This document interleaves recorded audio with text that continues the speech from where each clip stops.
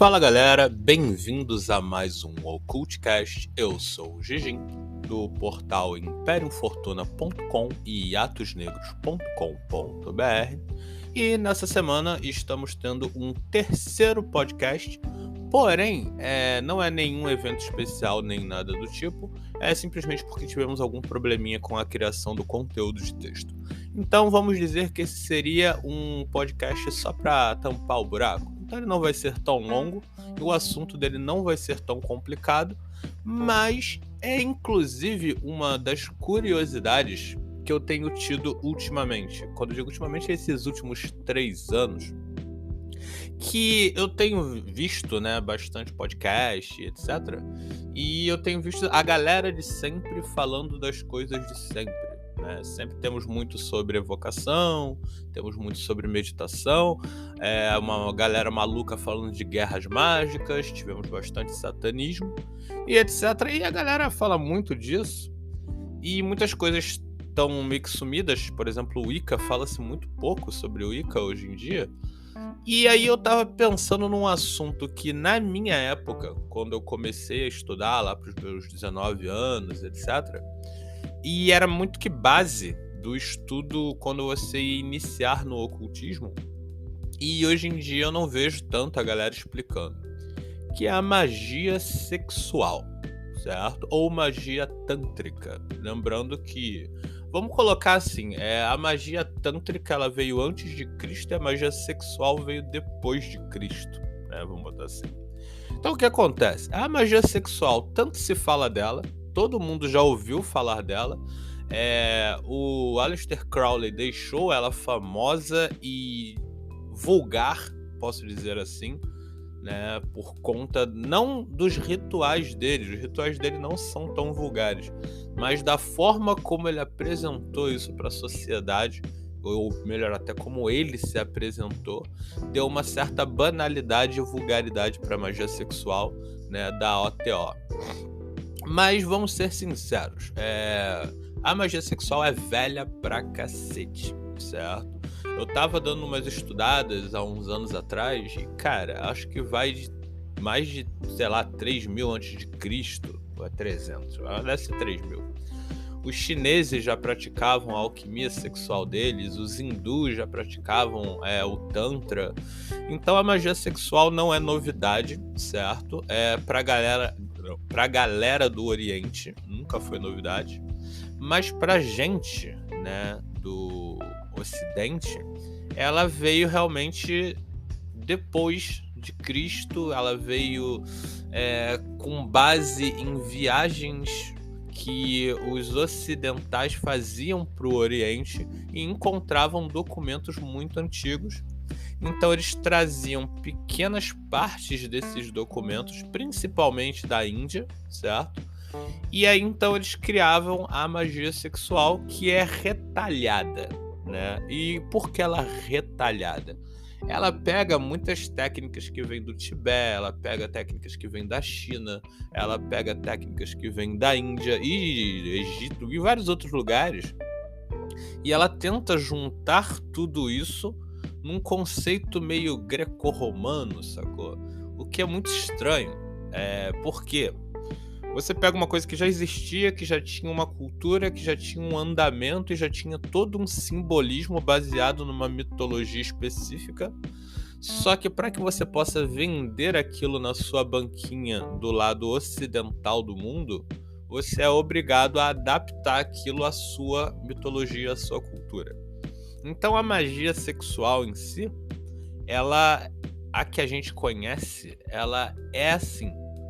Um grande exemplo disso é a questão, por exemplo,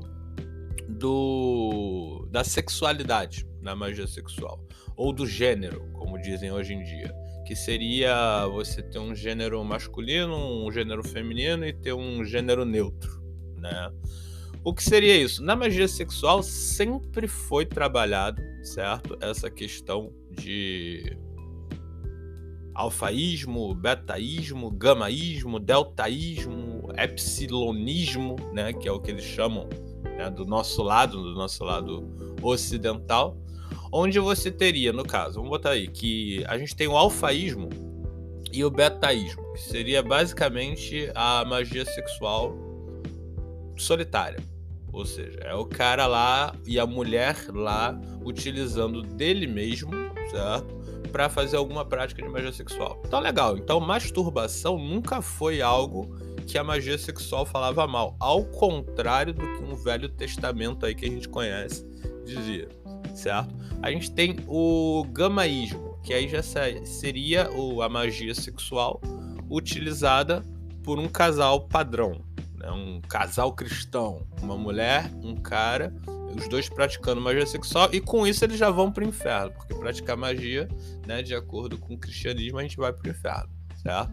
E a gente tem o epsilonismo, que aí seria a magia homossexual, né, ou apolar.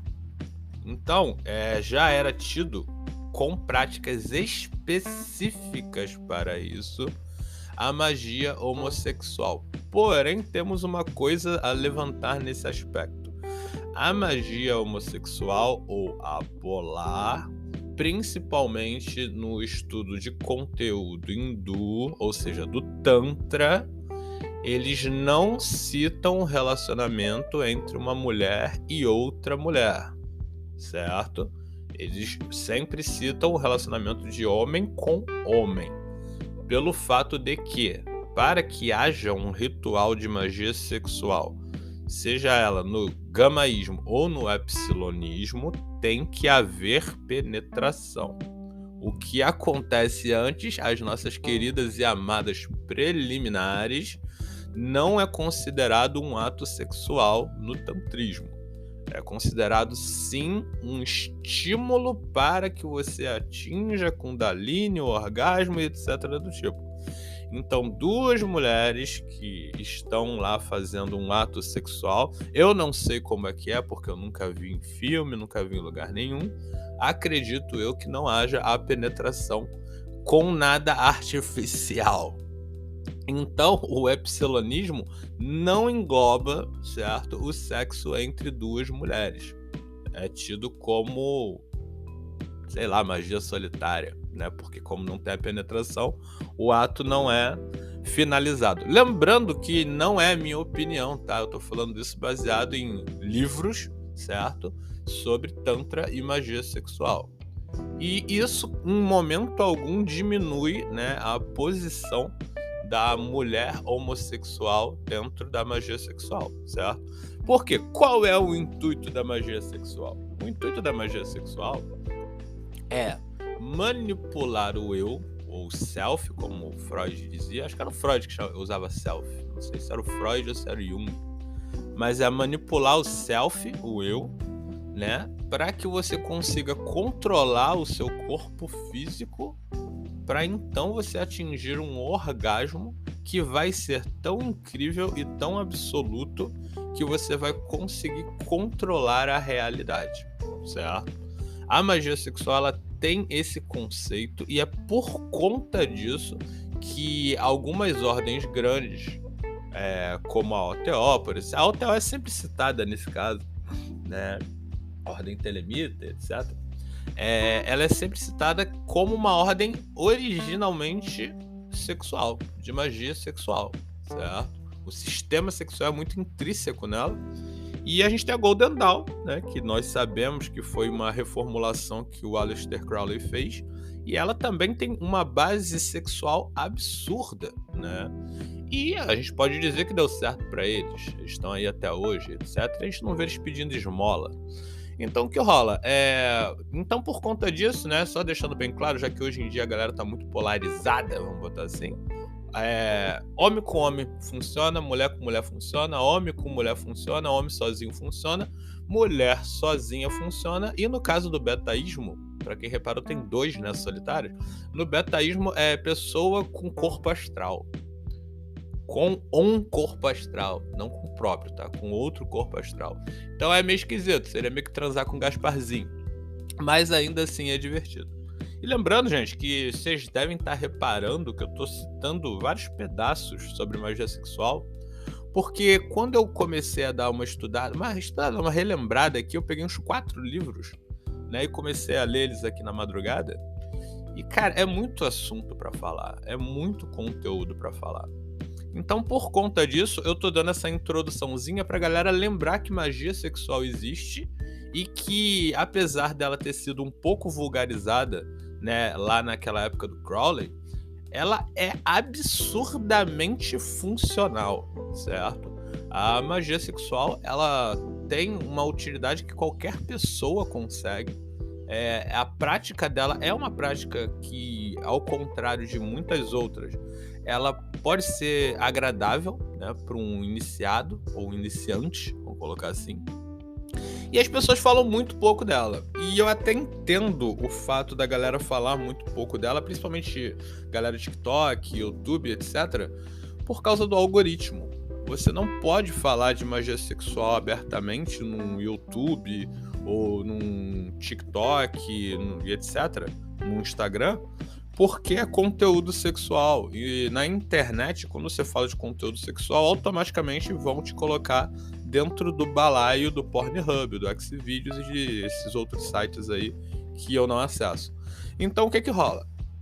Fala-se muito pouco sobre essa prática. Talvez eles venham encontrar um apelido para ela, o que me dá uma tristeza muito grande, porque na internet eles fazem isso. Quando você não pode falar sobre alguma coisa, eles dão um apelido para aquilo. E a magia sexual, ela é grandiosa demais para que ela seja escondida por pessoas tentando monetizar os vídeos, mas que não tem coragem de enfrentar, né, algo que é tão antigo e tão sagrado, né?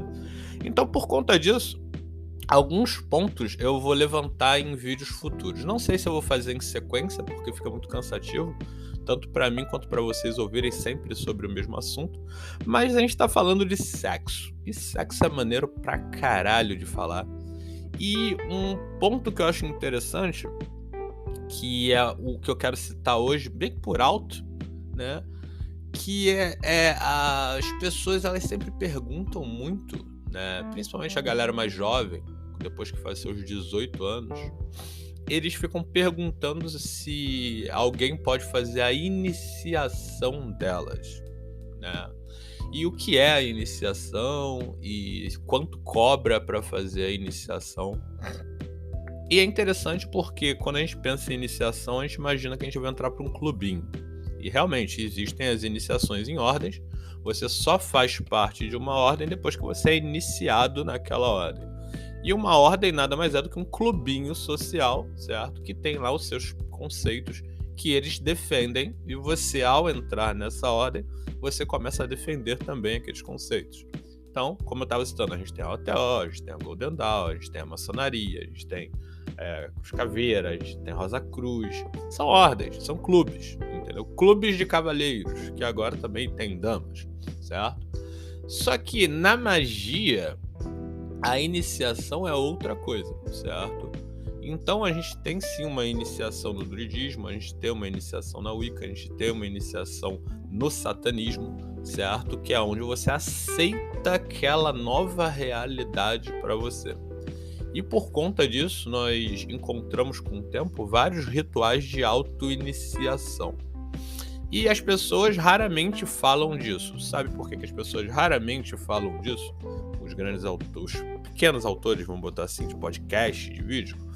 Porque não é financeiramente viável você chegar para um garoto de 19 anos, certo? Que tá querendo se iniciar e falar: garoto, tu não precisa pagar nada não. Você pode se iniciar, se auto-iniciar, certo? Eu te passo o ritual, tá aqui o ritual, ó. E aí a pessoa vai lá e faz o ritual. Ela pode sim chegar e falar: olha só, pô, eu achei o ritual muito complicado, então eu vou solicitar a sua ajuda, você cobra alguma coisa para me ajudar? Aí a pessoa pode ir lá cobrar trabalho, dinheiro, favores, etc. Por quê? Porque ela está fazendo um serviço para aquela pessoa que está tentando se auto-iniciar, certo? Só que isso não é viável financeiramente.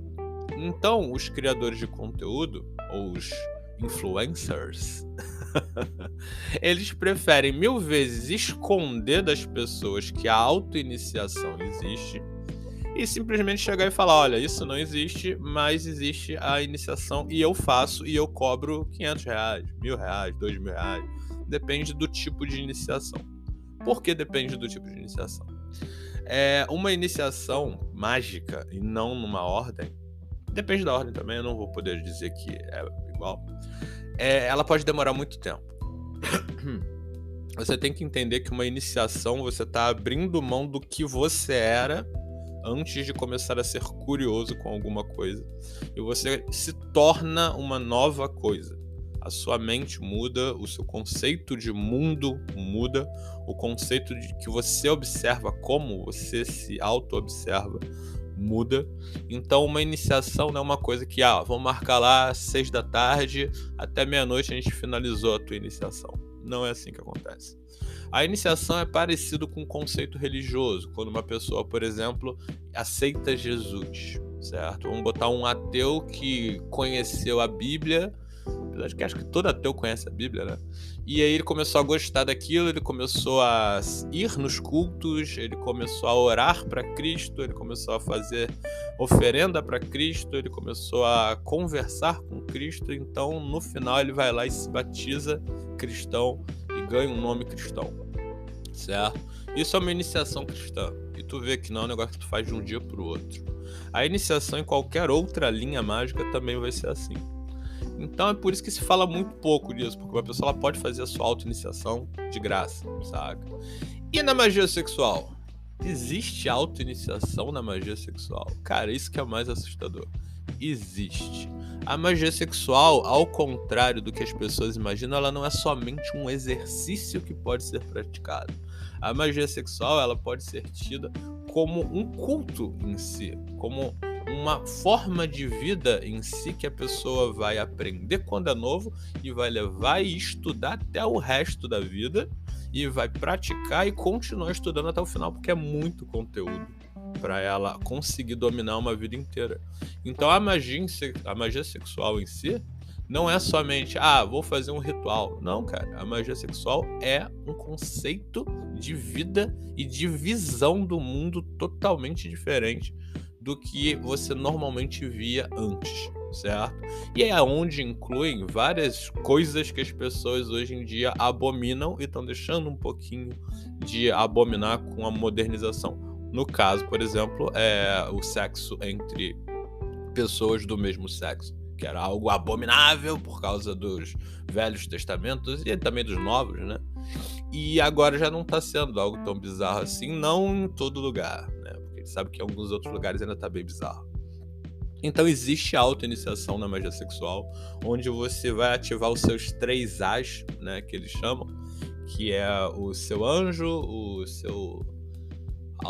esqueci. Eu sei que são 3 As e eles representam basicamente o seu corpo astral, o seu corpo físico, certo? E a sua vontade, né? É o anjo, o animal e o outro eu não lembro, saca? Mas no caso, o que acontece, vamos colocar assim, é que você começa a utilizar o seu corpo, né? E todo o conceito de energia gerada pelo ato sexual em si, lembrando que o ato sexual pode ser mental, tá? Para que você possa controlar totalmente a realidade ao seu redor, certo? Você entra em contato com o Deus que tem dentro de você, e esse Deus é tão Deus quanto os outros deuses que você já ouviu falar que eram incríveis. Então, por conta disso, existe a auto-iniciação sexual. Eu vou falar dela, vou postar ela depois para vocês, para que quem quiser tente fazer e entenda que não é um negócio que, vou ali bater uma punheta e vou me auto-iniciar sexualista, vamos botar assim. Não. É uma coisa que demora, é uma coisa que tem que ser prática, é uma coisa que vai mudar você para sempre, certo? A forma como você enxerga isso. Mas é muito assunto para falar, e isso foi só uma introduçãozinha, porque como eu disse, hoje nem ia ter podcast, mas eu achei que ia ser legal falar um pouco de sexo e também de putaria com vocês. Até porque esse podcast é para maiores de idade. Então, para quem gostou, vamos falar aí no comentário, né? Lembrando que a gente está na impériofortuna.com e na atosnegros.com.br. A gente tem a opção de comentários, apesar de que eu sei que a galera prefere comentar no Facebook. Vamos falar de putaria, vamos falar de sexo aqui no Facebook. Alguém aí já praticou magia sexual? Tem curiosidade? Alguém já foi enganado por um otário? Porque sempre tem alguém que foi enganado, que acabou dando uma trepada ruim e o cara falando que estava fazendo magia sexual. Se já aconteceu contigo, fala aí nos comentários. Esse podcast não sei se eu vou poder postar no YouTube, né? Mas foda-se, eu não monetizo lá mesmo. Então não tem problema. Lembrando sempre, galera, se você gostou, dá o like, compartilha. Se você gosta muito do nosso conteúdo, quer pedir material, a gente tem o nosso Apoia-se. Ele vai de 5 a 50 reais por mês. A gente tem o nosso Pix. E lembrando, cara, você não precisa ficar todo mês ali pagando, não. Vai lá, tipo, sobrou 5 reais. Não vou comprar um maço de cigarro. Vai lá e, deposita 5 reais pra gente. Todo esse conteúdo é utilizado para manter o portal, certo? E pra gente tentar melhorar e conseguir criar mais conteúdo para vocês. Então, muito obrigado e tenham um bom final de semana. E amanhã, domingo, feliz Dia das Mães a todas as mães e a todos os filhos que têm ou não as mães aqui com vocês. Então, valeu, galera. Até a próxima. Fortuna.